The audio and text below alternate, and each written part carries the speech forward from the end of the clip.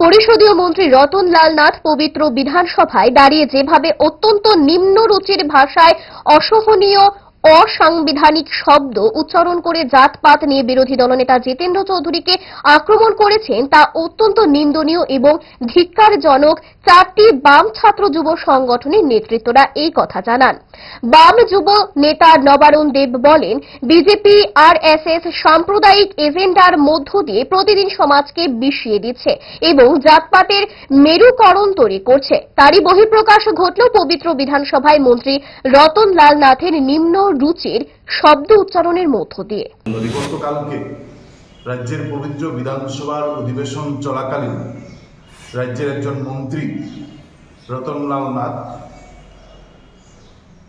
অত্যন্ত নিম্ন রুচির ভাষায় জাত নিয়ে আমাদের রাজ্যের মাননীয় বিরোধী দল নেতা শ্রদ্ধেয় জিতেন্দ্র চৌধুরী মহোদয়কে কটাক্ষ করেন, তিনি আক্রমণ করেন। আমরা 4টি ছাত্র যুব সংগঠন এসএফআই, টিএসইউ, ডিওয়াইএফ এবং টিএফ